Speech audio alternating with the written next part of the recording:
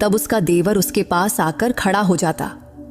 लेकिन प्रिया कुछ कह नहीं पाती थी, क्योंकि उसके पति की मौत हो चुकी थी और घर का सारा बोझ उसके देवर पर ही था।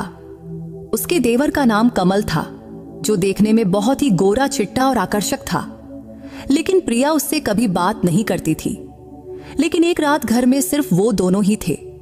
तब प्रिया अपने बच्चे को दूध पिला रही थी। तभी कमल उसके कमरे में आया और उसने बच्चे को प्रिया से अलग किया। और खुद प्रिया बहुत ही सुंदर थी, इसलिए उसके माँ बाप को उसकी बड़ी चिंता रहती थी। वो इतनी खूबसूरत थी कि कोई भी उसे देखकर मोहित हो जाता। इसीलिए उसके माँ बाप ने उसके 18 साल के होते ही रिश्ते ढूंढने शुरू कर दिए थे। लेकिन प्रिया को उसके माँ बाप की पसंद के लड़के से शादी नहीं करनी थी, क्योंकि वो अपने स्कूल टाइम से ही एक अभय नाम के लड़के से बहुत प्यार करती थी। इसलिए वो अभय से प्रेम विवाह करना चाहती थी। लेकिन अभय देखने में उसके मुकाबले ज्यादा सुंदर नहीं था, इसलिए प्रिया के माँ बाप उसे पसंद नहीं करते थे और वो प्रिया के लिए कोई अच्छा सा गोरा चिट्टा लड़का ढूंढ रहे थे।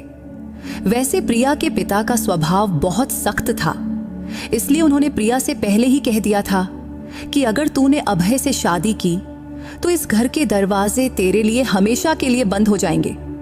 वहीं अभय के घर वाले इस शादी से खुश थे। अभय की माँ कहती थी कि प्यार करना कोई गुनाह थोड़े है। अभय के घर में वह, उसकी माँ और उसका छोटा भाई कमल रहते थे। प्रिया चाहती थी कि उसकी शादी अभय से शांतिपूर्वक हो और दोनों परिवारों की रजामंदी से हो, लेकिन ऐसा नहीं हुआ। इसलिए किसी वजह से उसे अपने परिवार के खिलाफ जाकर शादी करनी पड़ी। शादी करके जब वो अभय के घर पहुंची तो उसकी सासू ने उससे दिलासा दिया, बेटी तू बिल्कुल चिंता मत कर, धीरे धीरे सब ठीक हो जाएगा। लेकिन प्रिया की सासू माँ को यह भी पता था कि प्रिया के पिता का गुस्सा कभी नहीं जाएगा, क्योंकि प्रिया की एक छोटी बहन थी, उसका नाम था रिया, और उसके पिता चाहते थे कि प्रिया की जल्दी से किसी अच्छे लड़के से शादी हो, फिर रिया की। लेकिन प्रिया के प्रेम विवाह से अब रिया की शादी में मुश्किलें आ सकती थीं, जबकि प्रिया सोचती थी कि अभय से शादी करके वो खुशहाल जिंदगी बिताएगी। लेकिन उसे क्या पता था कि उसके नसीब में कुछ और ही लिखा था। प्रिया और अभय की शादी से उसकी सासू माँ बहुत खुश थी, इसलिए उन्होंने पूरे घर को फूलों और लाइटों से सजा दिया था। घर में प्रिया का बड़ा जोरदार से स्वागत हुआ, लेकिन फिर भी उसके मन में अंदर से बड़ी बेचैनी थी। वैसे हर लड़की की शादी से पहले ये डर रहता है कि ससुराल वाले कैसे होंगे, और प्रिया ने तो परिवार के खिलाफ जाकर ये शादी की थी।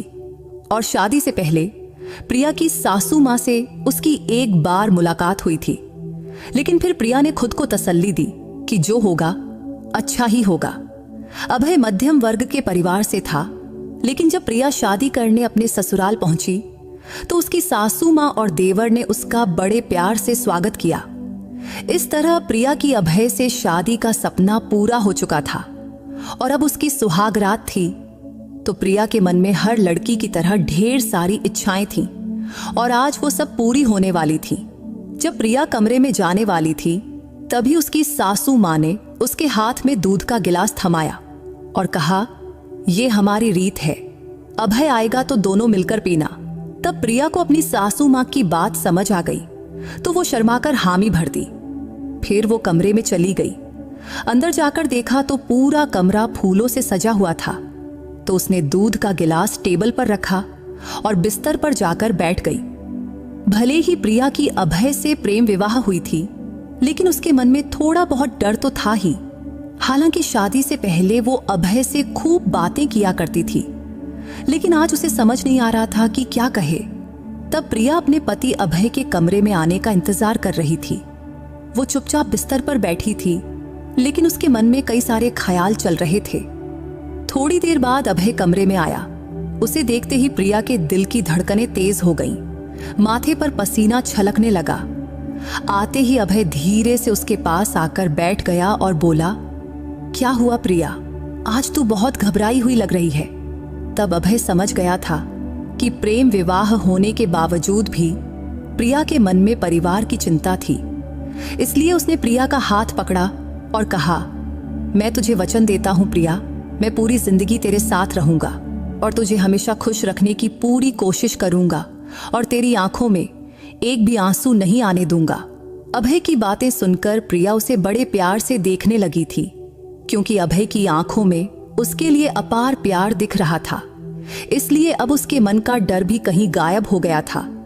तभी अभय ने उसे गले लगाया और लाइट बंद कर दिया। फिर अभय ने अपना होंठ प्रिया के होंठों पर रख दिया। इसके बाद दोनों ने एक दूसरे से ऐसा प्यार किया जिसे शब्दों में बयां करना मुश्किल है। अगली सुबह कमरे के दरवाजे पर ठक ठक की आवाज से प्रिया की नींद टूटी। तो उसने दरवाजा खोला तो सामने उसकी सासू मां खड़ी थीं। उसकी सासू मां ने कहा, प्रिया बेटी, आज चेहरा दिखाने की रस्म है, जल्दी तैयार होकर नीचे आ जाओ और हां, अभय को भी उठा देना।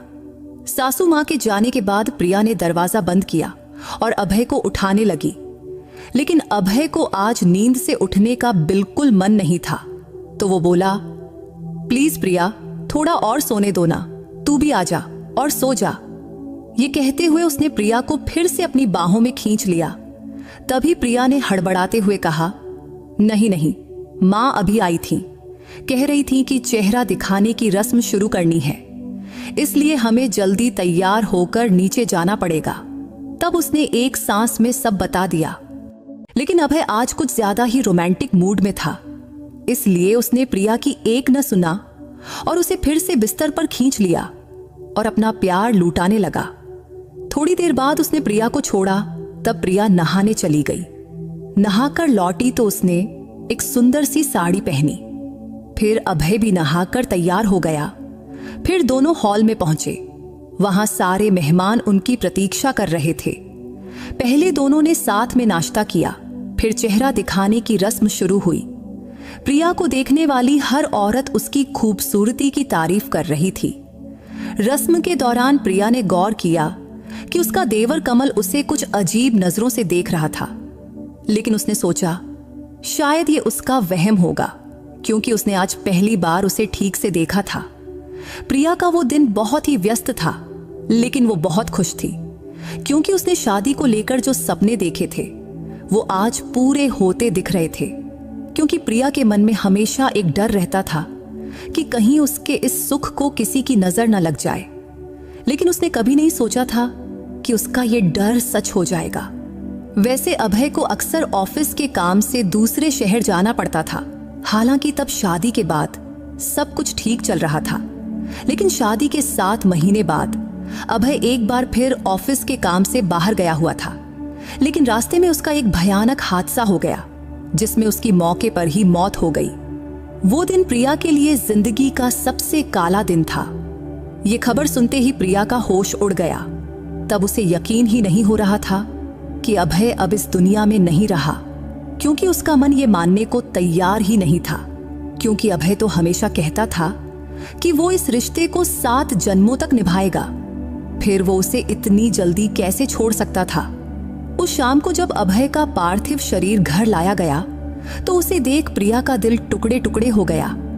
उसकी सासू भी अपने बेटे के लिए फूट फूट कर रो रही थी। प्रिया के मायके वालों को जब ये खबर मिली तो पुरानी बातें भूलकर वो भी अभय के अंतिम संस्कार के लिए आए। तब प्रिया रोते रोते अपनी माँ बाप से कह रही थी, माँ, आपके आशीर्वाद के बिना मेरी शादी सफल नहीं हो सकी। उसके माँ बाप ने उसे गले लगाते हुए कहा, नहीं बेटी, माँ बाप अपने बच्चों से चाहे कितना भी नाराज हों, वो उन्हें कभी बद्दुआ नहीं देते। लेकिन ये भी सच है कि नसीब में जो लिखा है उसे कोई बदल भी नहीं सकता। फिर सभी की मौजूदगी में अभय का अंतिम संस्कार पास के श्मशान में किया गया। इसके 3 दिन बाद प्रिया के माँ बाप अपने घर जाने की तैयारी करने लगे। जाते वक्त उन्होंने प्रिया को गले लगाया और विदा लिया। विदा लेते हुए प्रिया के माँ बाप उसे आशीर्वाद देकर अपने घर चले गए। इसके बाद अगले 3 हफ्ते बीत गए। 3 हफ्ते बाद प्रिया के माँ बाप फिर से उससे मिलने आए। उस वक्त प्रिया अपनी कमरे से बाहर निकल रही थी। तभी अचानक उसे चक्कर आया और वो बेहोश होकर गिर पड़ी। जब प्रिया को होश आया तो वो अस्पताल में थी। होश में आते ही डॉक्टर ने उसे देखकर कहा, प्रिया, आज से तुझे अपनी सेहत का खास ख्याल रखना होगा, क्योंकि तुम अब मां बनने वाली है। ये खबर सुनकर प्रिया को समझ नहीं आया कि वो खुश हो या दुखी। हालांकि तब पहले तो वो खुशी से फूली नहीं समाई, लेकिन फिर उसे ख्याल आया कि उसके होने वाले बच्चे को पिता का सहारा नहीं मिलेगा। यही सोचकर उसके माँ बाप भी उदास दिख रहे थे। लेकिन प्रिया की सासू माँ ये सुनकर बहुत खुश थी। तभी वो प्रिया के पास आई और बोली, बेटी, ये बच्चा मेरे बेटे की आखिरी निशानी है, इसलिए तू अब अपनी और इस बच्चे की अच्छे से देखभाल करना। जब प्रिया को अस्पताल से घर लाया गया तो उसकी सासू माँ ने उसकी नजर उतारी और फिर से उसका स्वागत किया। इतने दिनों बाद उसकी सासू माँ के चेहरे पर हंसी देख प्रिया का मन भी खुश हो गया। लेकिन जब प्रिया के माँ बाप उसे अपने साथ ले जाने आए तो ये खुशी का माहौल दुख में बदल गया। तब प्रिया के माँ बाप ने कहा, प्रिया, तू अभी बहुत छोटी है, तेरे सामने पूरी जिंदगी पड़ी है और अकेले इस बच्चे को पालना तेरे लिए बहुत मुश्किल होगा, इसलिए तू इस बच्चे का गर्भपात कर दे। इसके बाद हम तेरा फिर से किसी अच्छे घर में ब्याह कर देंगे। ये सुनकर उसकी सासू माँ का चेहरा लटक गया। फिर वो बोली, ये बच्चा मेरे बेटे की आखिरी निशानी है। प्रिया बेटी, तू गर्भपात मत करना। तब अपनी सासू माँ का अपने बेटे के लिए प्यार देख प्रिया के मन में भी अपने बच्चे के लिए ममता जाग उठी। फिर उसने अपने माँ बाप से कहा, भले ही अभय अब नहीं है, लेकिन मैं ये घर कभी नहीं छोड़ूंगी और मैं अपनी बाकी जिंदगी अपने बच्चे के सहारे बिताऊंगी। इस पर प्रिया के पिता गुस्से में बोले, तू अभी बहुत छोटी है, इसलिए अकेली औरत के लिए इतने छोटे बच्चे को पालना आसान नहीं, क्योंकि आगे चलकर इस बच्चे की पढ़ाई और खर्चे तू अकेले कैसे संभालेगी। ये सुनकर उसकी सासू माँ बोली, समधी जी, आप इसकी जरा भी चिंता मत करो। अगर ये बच्चा इस दुनिया में आया तो मैं अपने छोटे बेटे कमल की शादी प्रिया से करवा दूंगी। ये सुनकर प्रिया हैरानी से अपनी सासू माँ की तरफ देखने लगी, क्योंकि उसने कभी नहीं सोचा था कि उसकी जिंदगी उसे इस मोड़ पर लाएगी। लेकिन अब उसके पास कोई और रास्ता भी नहीं था। ये सुनकर प्रिया के माँ बाप भी संतुष्ट हो गए और बोले, ठीक है, अगर प्रिया की शादी आपके छोटे बेटे से हो रही है तो हमें कोई ऐतराज नहीं। ये कहकर उन्होंने प्रिया को आशीर्वाद दिया और अपने घर चले गए। अपने माता पिता के जाने के बाद प्रिया चुपचाप अपने कमरे में गई और अभय को याद करके रोने लगी।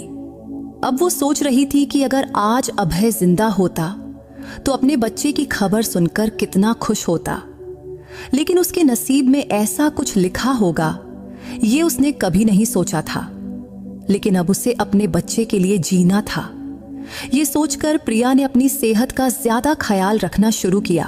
वो पौष्टिक खाना खाने लगी और फिट रहने के लिए हल्का फुल्का व्यायाम भी करने लगी। चूंकि अभय के जाने के बाद अब घर का खर्च उसका देवर कमल उठा रहा था। वो एक बड़ी मल्टीनेशनल कंपनी में काम करता था और उसकी तनख्वाह भी अच्छी थी। हालांकि प्रिया उससे ज्यादा बात नहीं करती थी, क्योंकि वो हमेशा अपने काम में व्यस्त रहता था। लेकिन कमल को देखकर प्रिया के मन में कई बार सवाल उठता कि क्या सचमुच वो उससे शादी करेगा। लेकिन अभी उसके मन में कमल के लिए कोई भावना नहीं थी। तब वो सिर्फ अपने बच्चे के लिए ये शादी करने को तैयार थी। उसके प्रेगनेंसी के दौरान उसकी सासू माँ दिन रात प्रिया की सेवा करती थी। वो उसे घर का कोई काम नहीं करने देती थी। ऐसे ही 9 महीने बीत गए और प्रिया की डिलीवरी का दिन आ गया। फिर उसने एक प्यारे से बेटे को जन्म दिया।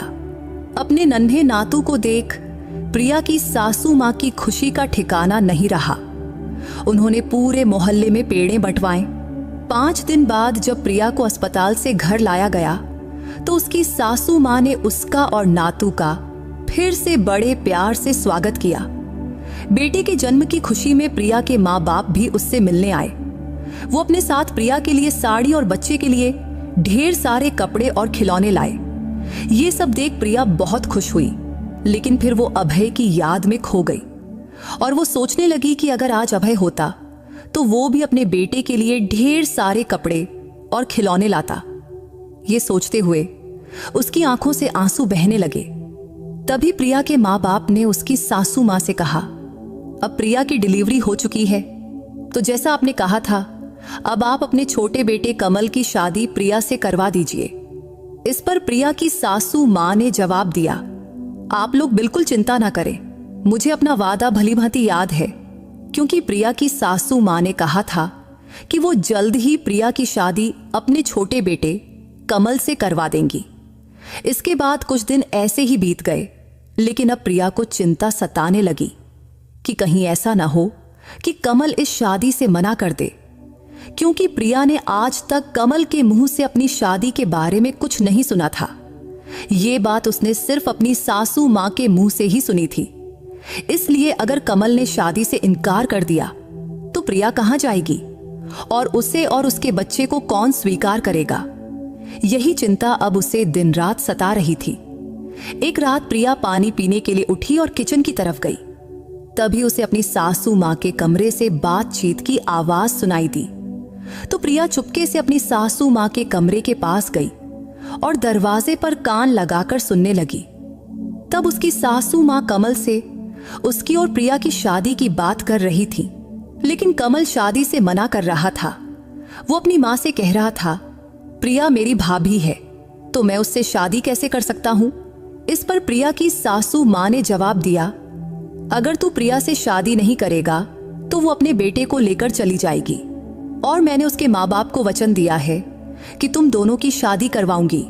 तब कमल की माँ कमल से विनती करने लगी थी कि बेटा, इस शादी के लिए तू हाँ कर दे। अगर तू प्रिया से शादी कर लेगा तो तेरे भाई के बेटे को पिता का सहारा मिलेगा। क्या तुझे नहीं लगता कि तेरे भाई के बेटे को अच्छी जिंदगी मिलनी चाहिए और तेरे भाई की आत्मा को शांति मिलनी चाहिए। तब प्रिया की सासू मां ने कमल को समझाने की बहुत कोशिश कर रही थी, लेकिन कमल के मुंह से एक शब्द भी नहीं निकला। तब कमल की चुप्पी देख प्रिया चुपके से अपने कमरे में लौट गई और आज फिर से प्रिया अभय की याद में रोने लगी। अब उसे बहुत दुख हो रहा था कि उसकी जिंदगी में बस मुश्किलें ही क्यों लिखी हैं, जबकि प्रिया ने अपनी जिंदगी के लिए कितने सपने देखे थे, लेकिन वो सपने पूरे होने से पहले ही बिखर गए। अब वो अपने बेटे को लेकर कहां जाएगी और उसे और उसके बच्चे को कौन स्वीकार करेगा। यही सोचते सोचते रोते रोते वो सो गई। अगली सुबह देर से उसकी नींद खुली। जब वो उठी तो देखा कि पूरा घर फूलों से सजा हुआ था और बाहर मंडप बनाया जा रहा था। ये सब देखकर प्रिया ने अपनी सासू मां से पूछा तो वो बोली, आज तेरी और कमल की शादी है। ये सुनकर प्रिया को हैरानी हुई और वो सोच में पड़ गई, क्योंकि रात को उसने कमल को मना करते सुना था। तो वो क्या था, फिर कमल इतनी जल्दी शादी के लिए कैसे राजी हो गया। लेकिन वो अपनी सासू मां से कुछ पूछ न सकी। तभी उसकी सासू मां ने उसे शादी के लिए एक सुंदर साड़ी दी और कहा, ये तेरी शादी की साड़ी है, ये पहनकर जल्दी तैयार हो जा बेटी। वह साड़ी देखकर प्रिया फिर अभय की यादों में खो गई। वो सोचने लगी कि अगर आज अभय जिंदा होता तो उसे ये साड़ी दोबारा नहीं पहननी पड़ती, लेकिन अब नसीब में जो लिखा है उसे कोई नहीं बदल सकता। तब प्रिया दूसरी बार वह साड़ी पहन रही थी और साड़ी पहनते वक्त उसे अपने नसीब पर बहुत गुस्सा आ रहा था। कुछ देर बाद वो तैयार होकर कमरे से बाहर निकली तो उसकी सासू मां ने उसे मंडप में बिठाया। तभी उसकी नजर कमल पर पड़ी। मंडप में बैठा कमल बिल्कुल उदास लग रहा था। उसके चेहरे पर जरा सी भी खुशी नहीं दिख रही थी और वो सिर झुकाए चुपचाप बैठा था। उसे देखकर ऐसा लग रहा था कि वो ये शादी मजबूरी में कर रहा है। ये सब देखकर प्रिया को भी एहसास हुआ कि वो भी तो ये शादी मजबूरी में ही कर रही है।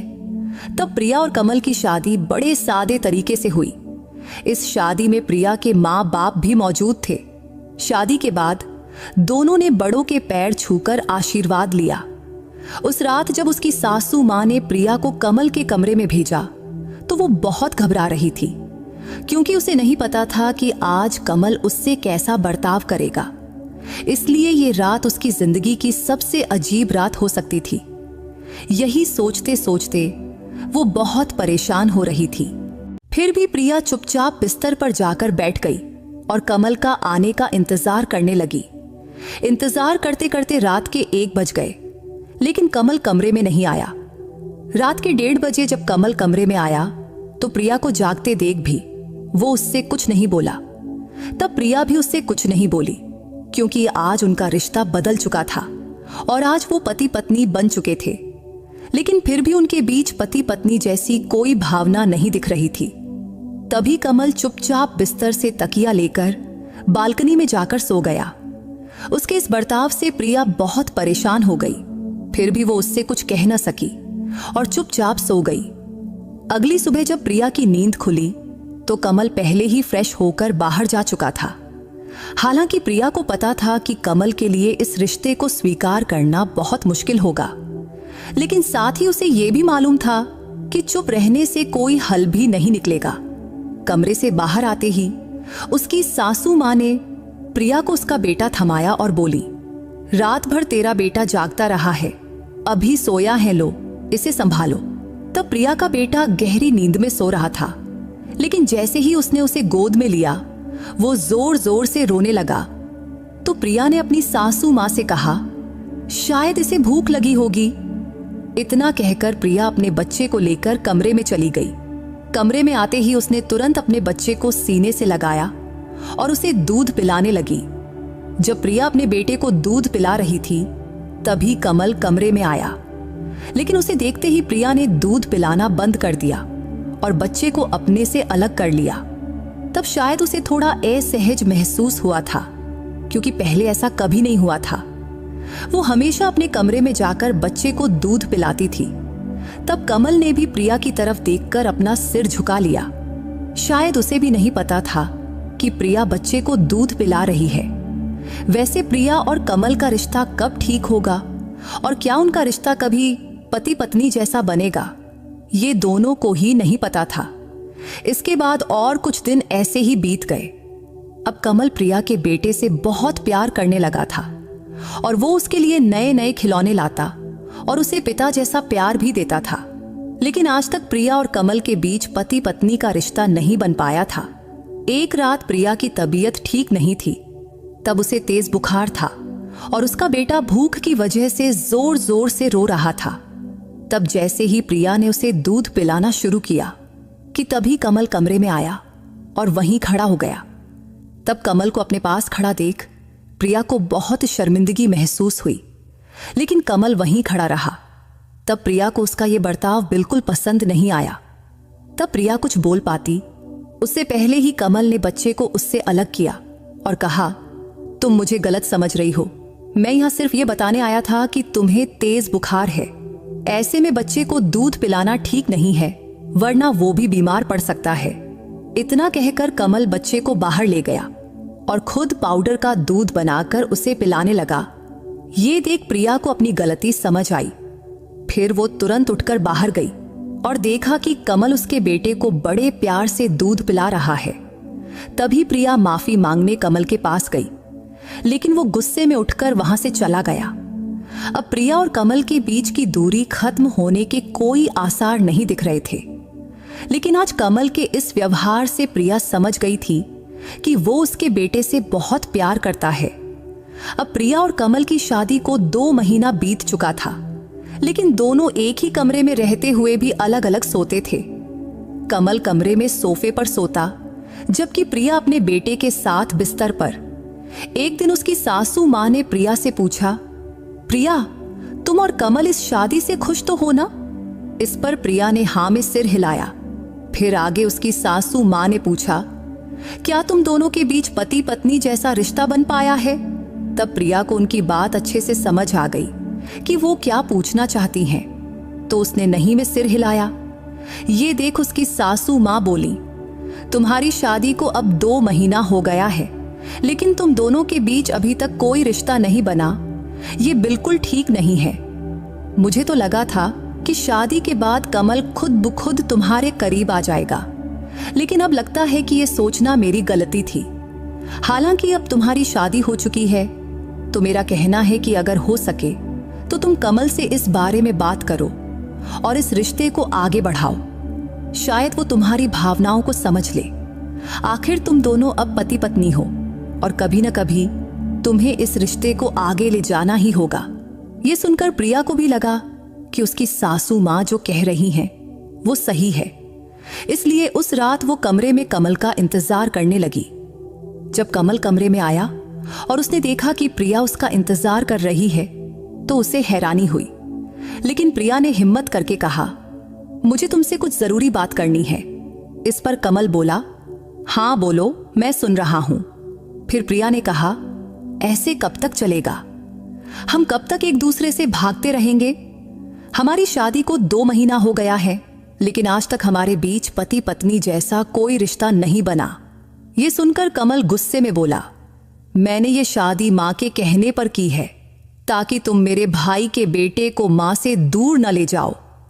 इतना सुनते ही प्रिया ने कमल का हाथ पकड़कर उसे समझाने की बहुत कोशिश की, लेकिन उसने उसका हाथ झटक दिया और बोला, मुझे दोबारा कभी छूने की कोशिश मत करना। मैंने ये शादी सिर्फ मेरे भाई के बेटे के लिए की है, ताकि मैं उसे पिता का प्यार दे सकूं। इसके अलावा मैं इस रिश्ते को कभी इससे आगे नहीं ले जा सकता। इतना कहकर कमल गुस्से में कमरे से बाहर निकल गया।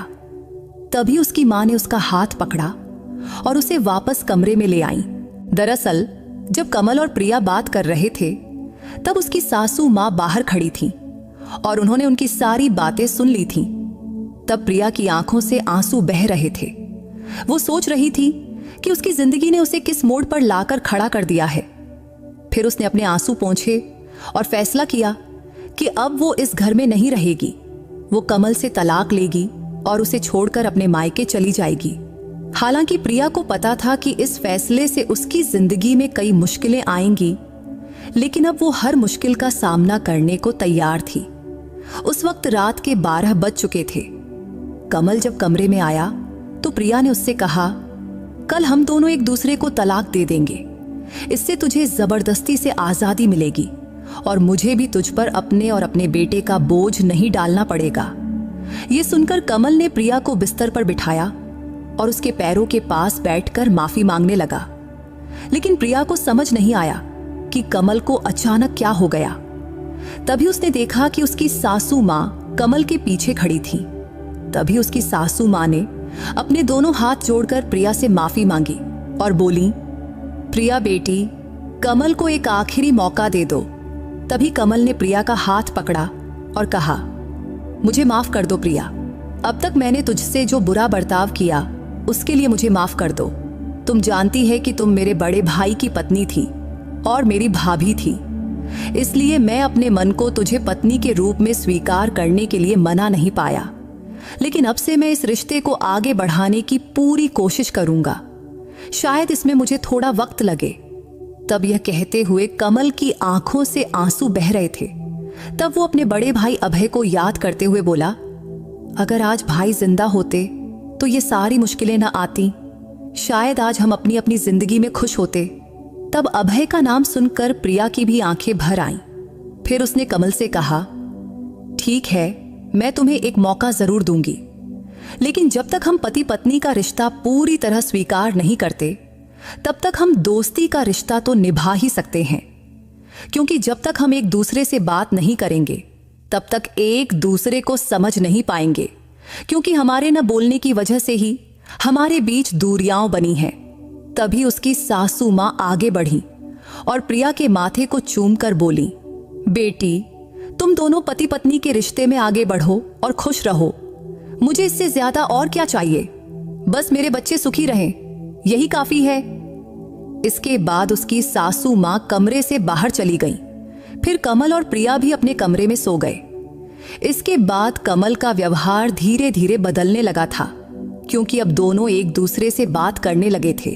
फिर जल्द ही प्रिया और कमल के बीच की दूरियां खत्म हो गईं और वो दोनों धीरे धीरे एक दूसरे के करीब आने लगे। एक दिन कमल प्रिया को बाहर घुमाने ले गया। तब पहली बार प्रिया कमल के साथ उसकी बाइक पर बाहर घूमने गई थी। उस दिन कमल कभी बाइक धीरे चलाता तो कभी अचानक तेज रफ्तार में ब्रेक मार देता। जब वो तेज रफ्तार में ब्रेक मारता तो उनके बीच का फासला कम हो जाता और प्रिया उसके करीब आ जाती। लेकिन जब प्रिया की नजर बाइक के शीशे पर पड़ी तो उसने कमल के चेहरे पर एक शरारती मुस्कान देखी। मुस्कान देख उसे समझ आ गया कि वो ये सब जानबूझकर कर रहा है। तो अब प्रिया ने भी उसे पीछे से जोर से पकड़ लिया। ये देख कमल के चेहरे पर एक अलग ही खुशी छा गई। उस शाम को जब वो दोनों घर लौटे तो प्रिया दौड़कर घर के अंदर गई, लेकिन उसने देखा कि घर में कोई नहीं है, तो उसे अपने बेटे की चिंता होने लगी। वहीं कमल उसे पीछे से पुकार रहा था। जब कमल उसके पास आया तो प्रिया ने पूछा, मेरा बेटा कहाँ है? तो कमल ने जवाब दिया, तुम उनकी जरा भी चिंता मत करो प्रिय, माँ और बच्चे वो दोनों मासी के घर गए हैं और कल सुबह तक वापस आ जाएंगे। इसके बाद कमल प्रिया को अपने कमरे की ओर ले गया। तब कमरे का दरवाजा खोलते ही प्रिया ने देखा कि पूरा कमरा फूलों से सजा हुआ था। यह देखकर वो हैरान भी हुई और खुश भी। तब उनका कमरा बिल्कुल उसकी सुहागरात वाले कमरे की तरह ही सजा हुआ था। तो दोनों ने एक दूसरे का हाथ पकड़ा और कमरे में दाखिल हुए, क्योंकि आज की रात उनके लिए बहुत खास थी। कमरे में जाने के बाद कमल ने प्रिया से कहा, मैं आज तुझे जानबूझकर बाहर घुमाने ले गया था ताकि मैं ये सब सरप्राइज प्लान कर सकूं। तब कमल की बात सुनकर प्रिया बहुत खुश हुई, लेकिन कमल अब हर बात पर धीरे धीरे प्रिया के करीब आ रहा था। लेकिन प्रिया ने उसे हल्का सा धक्का दिया और उससे दूर हट गई, क्योंकि उसे कमल की नजरों का मतलब समझ आ गया था। प्रिया और कमल की शादी को अब 3 महीने बीत चुके थे। तब जाकर उनके बीच असली पति पत्नी के रिश्ते की शुरुआत हुई थी। कमल ने प्रिया का हाथ जोर से पकड़ा और कहा, इस रिश्ते को मैं मरते दम तक निभाऊंगा। प्रिया ने कमल के मुंह पर हाथ रखकर कहा, प्लीज कमल, अब से कभी मरने की बात मत करना। ये कहते हुए उसकी आंखों में आंसू आ गए। तभी कमल ने कहा, ठीक है बाबा, अब से ऐसा कुछ नहीं बोलूंगा जिससे तुम्हारी आंखों में आंसू आए। मैं ये नहीं कह सकता कि जो हुआ उसे भूल जाओ, लेकिन मैं वचन देता हूं कि अब से तुम्हारी आंखों में एक भी आंसू नहीं आने दूंगा। इतना कहकर कमल ने प्रिया को अपनी बाहों में लिया और कमरे की लाइट बंद कर दिया। आज उनकी जिंदगी की नई शुरुआत हुई थी, क्योंकि उनके बीच की दूरियां अब प्यार में बदल गई थीं और दोनों इतने करीब आ चुके थे कि एक दूसरे के दिल की धड़कनें साफ सुनाई दे रही थीं। तो दोस्तों, अगर आपको प्रिया की ये कहानी पसंद आई हो तो इस वीडियो को लाइक और चैनल को सब्सक्राइब करना मत भूलना। फिर किसी नई कहानी में मुलाकात होगी। बाय।